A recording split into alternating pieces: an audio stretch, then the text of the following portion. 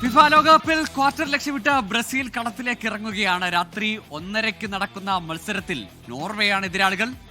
ന്യൂജേഴ്സിയിലെ സ്റ്റേഡിയത്തിലാണ് മത്സരം. ഇന്ന് ബ്രസീൽ ജയിക്കുമോ, നോർവേ തടുക്കുമോ ആ ജയം എന്നതാണ്.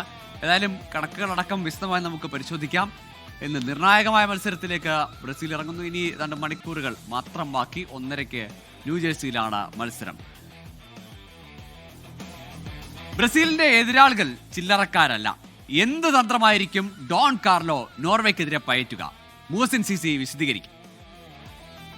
നോർവേ ചെറിയ ടീമല്ലെന്നറിയാം, അവർ മികച്ച ഫോമിലാണെന്നും അറിയാം. ഈ കളി എളുപ്പമാകില്ലെന്ന് നന്നായി അറിയാം.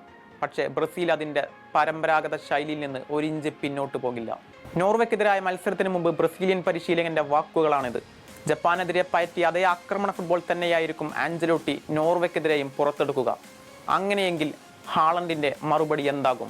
ബ്രസീലിന്റെ ഏറ്റവും വലിയ കരുത്ത് അവരുടെ അറ്റാക്കിംഗ് ഫുട്ബോൾ തന്നെയാണ്. വിനീഷ്യസ് ജൂനിയർ കരിയറിലെ ഏറ്റവും മികച്ച ഫോമിൽ കളിക്കുന്ന ടൂർണമെന്റാണിത്. ഒപ്പം മാത്യൂസ് കുന്നയും യുവതാരം റയാനും കൂടി ചേരുമ്പോൾ ഫ്രണ്ട് ത്രീയെക്കുറിച്ച് ആശങ്കയുടെ ആവശ്യമേ ഇല്ല. മധ്യനിരയിൽ ബ്രൂണോ ഗിമാറസും കസമിറയും വീണ്ടും ഫോമിലായതോടെ അവിടെയും എല്ലാം ഓക്കെയാണ്. എന്നാൽ സൂപ്പർ താരം ലുക്കാസ് പക്വറ്റയുടെ പരുക്ക് ബ്രസീലിന്റെ മധ്യനിരയിലെ ക്രിയേറ്റിവിറ്റിയെ ചെറുതായി ബാധിക്കാൻ സാധ്യതയുണ്ട്. മറുഭാഗത്ത് നോർവേയുടെ കരുത്ത് അറ്റാക്കിംഗ് ജോഡികളായ ഏർലിംഗ് ഹാളണ്ടും മാർട്ടിൻ ഒഡേഗാർഡുമാണ്. ഒഡേഗാർഡിന്റെ പാസും ഹാളണ്ടിന്റെ ഫിനിഷിംഗും ബ്രസീലിന് വലിയ ഭീഷണി തന്നെ ഉയർത്താൻ സാധ്യതയുണ്ട്. എന്നാൽ പ്രതിരോധ നിരയിലെ പിഴവ് ബ്രസീൽ മുതലെടുക്കാൻ സാധ്യത കൂടുതലാണ്. വിങ്ങുകളിലൂടെയുള്ള ബ്രസീലിന്റെ മുന്നേറ്റങ്ങളെ തടയാൻ നോർവേ ശരിക്കും ബുദ്ധിമുട്ടും. ഈ മത്സരത്തിൽ ഏറ്റവും വലിയ ആകർഷണം ലോകത്തിലെ ഏറ്റവും മികച്ച സ്ട്രൈക്കറായ ഏർലിംഗ് ഹാളണ്ടിനെ ബ്രസീൽ എങ്ങനെ മെരുക്കും എന്നതാണ്.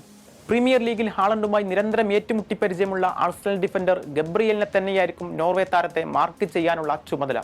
ഹാളണ്ടിന് ബോക്സിനുള്ളിലേക്ക് ഓടിക്കയറാൻ സ്പേസ് നൽകാതിരിക്കുക എന്നതായിരിക്കും ബ്രസീലിന്റെ ആദ്യ തന്ത്രം. മാർക്കിനോസും ഗബ്രിയലും ചേർന്ന് ഹാളണ്ടിനെ ഒരു ഫിസിക്കൽ യുദ്ധത്തിലൂടെ സമ്മർദ്ദത്തിലാക്കാനും ശ്രമിക്കും.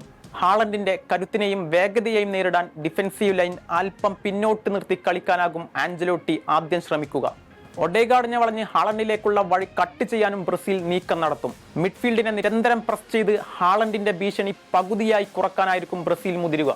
മത്സരത്തിൽ പിന്നിൽ പോയാലും സ്ക്വാഡ് ഡെപ്ത് ഉപയോഗിച്ച് തിരിച്ചു വരാനും ബ്രസീലിനറിയാം. നോർവേയുടെ തന്ത്രങ്ങൾ പ്രധാനമായും ലോ ബ്ലോക്ക് ഡിഫൻസും കൗണ്ടർ അറ്റാക്കുമാണ്. ഹാഫ് ചാൻസ് പോലും ഗോളാക്കാൻ മിടുക്കുള്ള ഹാളണ്ടിലേക്ക് പന്ത് എത്തിക്കുകയായിരിക്കും അവരുടെ ആദ്യ ദൗത്യം. കാര്യങ്ങൾ ഇങ്ങനെയൊക്കെയാണെങ്കിലും കണക്കുകൾ പരിശോധിച്ചാൽ നോർവേക്കെതിരെ അത്ര നല്ല റെക്കോർഡല്ല ബ്രസീലിനുള്ളത്. ഏതായാലും ഇരു ടീമും രണ്ടും കൽപ്പിച്ചിറങ്ങുമ്പോൾ ഫുട്ബോൾ പ്രേമികൾക്ക് നല്ലൊരു മത്സരം തന്നെ കാണാനാകും.